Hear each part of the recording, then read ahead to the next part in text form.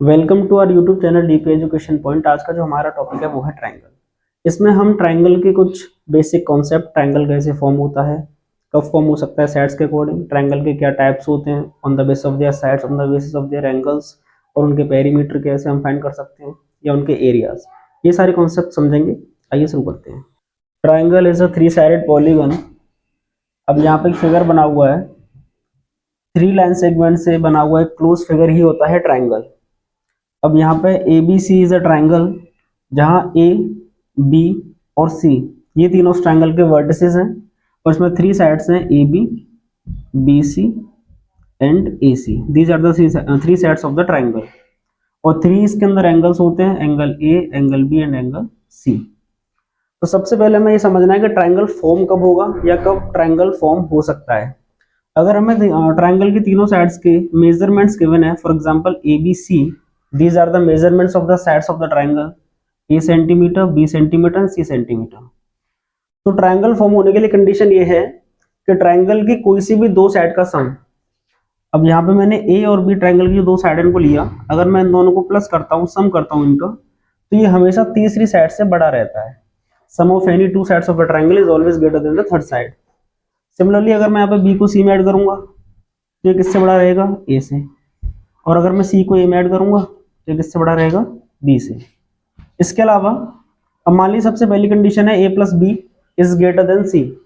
अगर मैं इसमें दोनों साइड से a को माइनस कर दूं तो मुझे क्या मिल जाएगा, यहाँ पे अगर मैंने दोनों साइड से a को माइनस किया तो मुझे यहाँ मिल जाएगा b is greater than c minus a। और दूसरी वाली जो कंडीशन है b plus c is greater than a, अगर मैं इसमें दोनों साइड से c को माइनस कर दूं फिर मुझे क्या मिल जाएगा, b is greater than a minus c। तो यहाँ हम देख पा रहे हैं कि मैं c में से a को माइनस करूँ या a में से c को माइनस करूँ, वो दोनों ही b से छोटे हैं। दैट मीन्स ये है कि ट्रायंगल की कोई सी भी दो साइड्स का डिफरेंस वो हमेशा छोटा रहता है तीसरी साइड से। अगर मैं a में से b को माइनस कर रहा हूँ या b में से a को, इसीलिए मैंने यहाँ पे मोड लगाया है कि हमेशा वैल्यू पॉजिटिव रहने वाली है। अगर मैं b और c का डिफरेंस लेता हूँ तो हमेशा छोटा है a से, और मैं a और c का डिफरेंस लेता हूँ वो हमेशा छोटा है b से। ट्रायंगल की कोई सी भी दो साइड को अगर हम सम करते हैं तो वो तीसरी साइड से हमेशा बड़ा रहेगा, और दो साइड का अगर हम डिफरेंस करते हैं वो तीसरी साइड से हमेशा छोटा रहेगा। एक एग्जांपल से समझते हैं। मान लीजिए मैं ट्रायंगल की साइड्स दे रखी है 7 सेंटीमीटर और 4 सेंटीमीटर और 2 सेंटीमीटर। तो मैं चेक करना है कि क्या ट्रायंगल फॉर्म हो सकता है। अब देखिए 7 और 4 जो कि 11 होता है 2 से बड़ा है, 7 और 2 9 होता है वो भी 4 से बड़ा है, लेकिन 4 और 2 अगर हम इनको प्लस करते हैं 4 और 2 को तो वो 6 सेंटीमीटर आएगा, जो कि 7 सेंटीमीटर से छोटा है। लेकिन ट्रायंगल की दो साइड का सम तीसरी साइड से होना चाहिए बड़ा, तो यहाँ पर ट्रायंगल फॉर्म नहीं हो सकता। क्वेश्चन इस तरीके से बन सकता है कभी, मान लीजिए हमें ट्रायंगल की दो साइड दे रखी हैं, side A is 3 centimetre and side B is 4 centimetre, then we have to find the third side सी।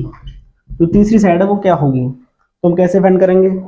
अब उसके लिए हमें पता है कि अगर हम ट्रायंगल की कोई सी भी दो साइड्स का डिफरेंस करते हैं, डिफरेंस, तो जो तीसरी साइड आएगी उससे बड़ी आएगी, और दो साइड का अगर हम सम करते हैं तो तीसरी साइड उससे छोटी रहती है, a प्लस बी से छोटी रहेगी। अब यहाँ पे a और b क्या है, 3 और 4, तो वैल्यूज पुट करेंगे। 3 और 4 का डिफरेंस उससे ग्रेटर होनी चाहिए, और 3 और 4 का सम उससे छोटी होनी चाहिए। दैट मीन्स 1 से हमेशा बड़ी रहेगी c और 7 से छोटी रहेगी। तो हमें यहाँ पे तीसरी साइड क्या मिली, the third side c is greater than 1 and less than 7। अब इसके बाद हम ट्रायंगल के कुछ टाइप्स के बारे में समझेंगे, जो कि दो तरीके से इनको डिवाइड किया गया है, साइड्स और एंगल के बेसिस पे। आइए समझते हैं। On the basis of sides, sides के बेसिस पे ट्रायंगल को कैटेगराइज किया है, जिसमें सबसे पहला ट्रायंगल है scalene triangle.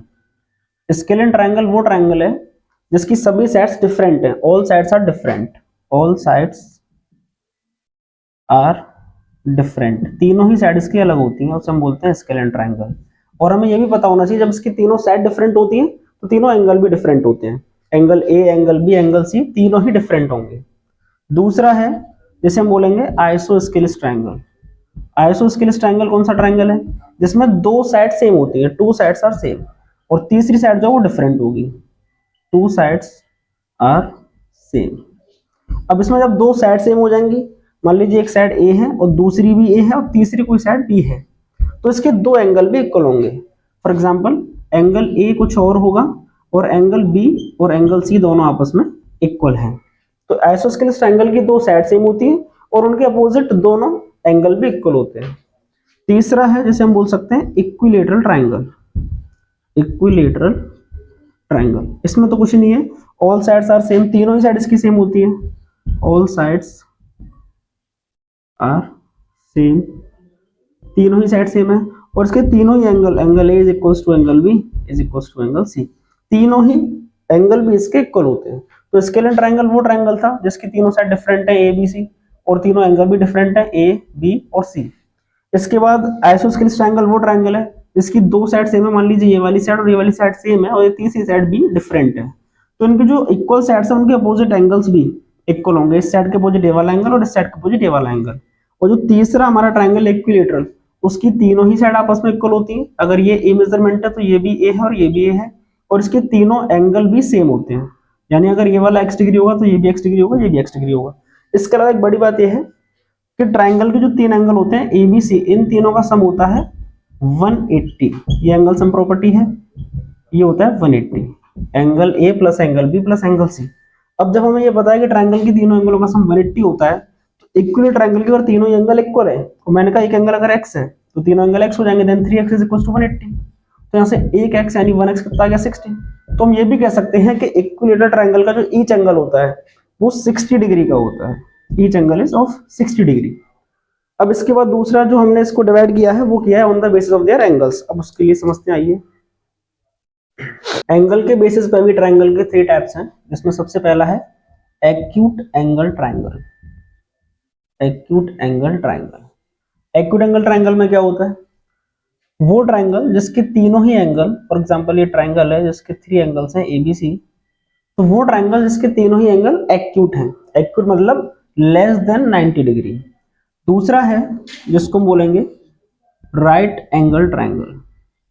Right angle triangle, right angle triangle में क्या होता है, one angle is of 90 degree, इसका वन एंगल राइट एंगल होता है, वन एंगल इज 90 डिग्री, एक एंगल इसका क्या होगा, राइट एंगल होगा। Then third is obtuse angle triangle. Obtuse angle triangle, obtuse angle triangle में क्या है, इसमें भी सेम वही है, इसका एक एंगल ऑब्ट्यूस एंगल होता है, यानी कि ग्रेटर देन 90, एक एंगल। मान लीजिए ये वाला एंगल जो है ए, मैंने कहा angle A is greater then 90 degree, तो हम इसको क्या बोलेंगे, ऑब्ट्यूस एंगल ट्रायंगल। अब इसके अलावा, अब क्योंकि हमें पता है कि तीनों एंगल का सम होता है 180, तो यहाँ अगर एक एंगल 90 हो गया तो बाकी दोनों का सम भी 90 होना चाहिए, तो दोनों जो एंगल इसके बचे हैं वो होंगे एक्यूट। अगर ये ट्रायंगल था एबीसी और इसका एंगल बी जो है वो 90 डिग्री का है, तो जो बचे हुए एंगल है ए और सी वो दोनों एक्यूट होंगे, तीनों ही 90 नहीं हो सकते। दूसरा यहाँ पे भी ऑब्ट्यूस एंगल में भी वही है, अगर एंगल ए जो है वो ऑब्ट्यूस है यानी 90 से बड़ा है, तो जो दोनों बचे हुए एंगल है बी और सी वो होंगे आपके एक्यूट एंगल। अब यहाँ पे ये ट्रायंगल है P Q R, triangle P Q R में जो एंगल क्यू है वो दे रखा है हमें 90 डिग्री, तो इसे हम क्या बोलेंगे, राइट एंगल ट्रायंगल। अब राइट एंगल ट्रायंगल में एक बात ये और है कि जो इसके 90 डिग्री के सामने वाली साइड है विच इज पी आर, वो इसकी लॉन्गेस्ट साइड होती है और इसे बोला जाता है हाइपोटेनियस। क्या बोला जाता है, हाइपोटेनियस। इसके अलावा जो इसकी अदर टू लेग्स हैं Q R and Q P, इनमें से हम किसी को भी एक को बेस बोल सकते हैं और दूसरे वाले को परपेंडिकुलर, ये हो जाएगी इसकी परपेंडिकुलर।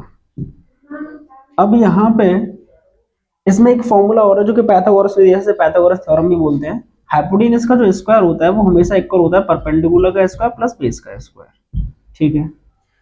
अब कॉन्सेप्ट ये है समझने वाला कि अगर हमें किसी ट्रायंगल की तीनों साइड गिवन है A B B C and A C, which are A B and C, तो हम साइड से कैसे पता कर सकते हैं कि वो ट्रायंगल एक्यूट एंगल ट्रायंगल होगा, राइट एंगल ट्रायंगल होगा या फिर ऑब्ट्यूस एंगल ट्रायंगल होगा।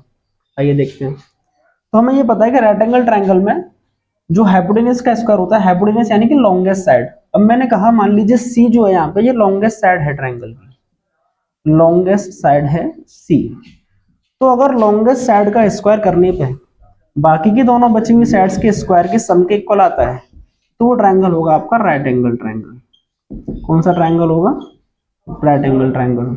अगर लॉन्गेस्ट साइड का स्क्वायर करने पे वो बाकी की दोनों बची हुई साइड्स के स्क्वायर के सम से छोटा आता है तो फिर उसे हम बोलेंगे एक्यूट एंगल ट्रायंगल, वो हो जाएगा आपका एक्यूट एंगल ट्रायंगल। और अगर लॉन्गेस्ट साइड का स्क्वायर करने पे वो बाकी के दोनों साइड्स के स्क्वायर की सम से बड़ा आता है, उससे ग्रेटर रहता है, तो फिर उसे हम बोलेंगे ऑब्ट्यूस एंगल ट्रायंगल। तो हम साइड से भी पता कर सकते हैं कि वो जो ट्रायंगल है वो कौन सा होगा, एक्यूट एंगल ट्रायंगल होगा, ऑब्ट्यूस एंगल ट्रायंगल होगा या right angle triangle. Perimeter of any figure होता है सम ऑफ ऑल साइड्स। हम किसी फिगर का पेरीमीटर फाइंड करते हैं, वो होता है सम ऑफ ऑल साइड्स। तो ट्रायंगल का पेरीमीटर क्या होगा, पेरीमीटर ऑफ ट्रायंगल होगा सम ऑफ ऑल साइड्स, यानी कि a प्लस बी प्लस सी। अगर ये स्केलेन ट्रायंगल है, अगर ये आइसोस्केलेस ट्रायंगल होता है, इसकी साइड्स होती है a और b, तो हो जाता है a plus c, a plus b. और अगर ये इक्विलेटरल ट्रायंगल होता है, इसकी तीनों साइड इक्वल होती है, तो इसका पेरीमीटर हो जाता है a प्लस a मींस 3। कहने का मतलब ये है कि तीनों साइड्स को बस आप ऐड कर दीजिए, आपको पेरीमीटर मिल जाएगा। अब इसके बाद है area of triangle. Area of triangle इसका सबसे इजी फॉर्मूला है, और सबसे पहला फॉर्मूला यही है, 1/2 इंटू बेस इंटू हाइट।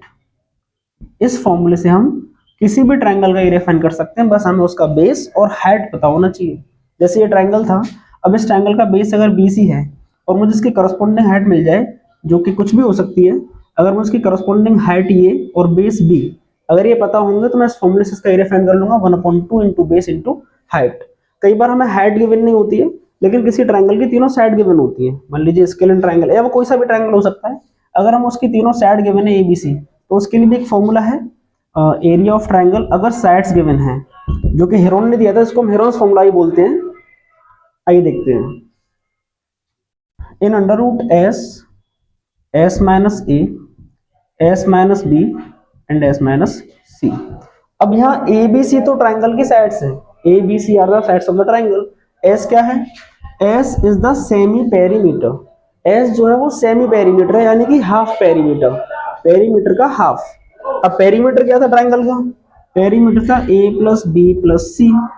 अब इसका अगर हमने हाफ कर दिया, 2 से डिवाइड कर दिया, हमें मिल जाएगा s मींस सेमी पेरीमीटर। एक एग्जांपल से समझते हैं। मान लीजिए मुझे राइट एंगल ट्रायंगल गिवन था, जिसकी साइड्स हैं 5, 3 और 4। अब मैं अगर इसका एरिया फाइंड करता हूं, तो वो क्या आएगा, इसका area 1/2 into base into height. अब इसका अगर ये राइट एंगल ट्रायंगल होगा, तो इसका बेस हो जाएगा 4 सेंटीमीटर और हाइट हो जाएगी 3 सेंटीमीटर, तो इसका एरिया आ जाएगा आपका 6 सेंटीमीटर। एरिया क्या हो जाएगा, 6 सेंटीमीटर।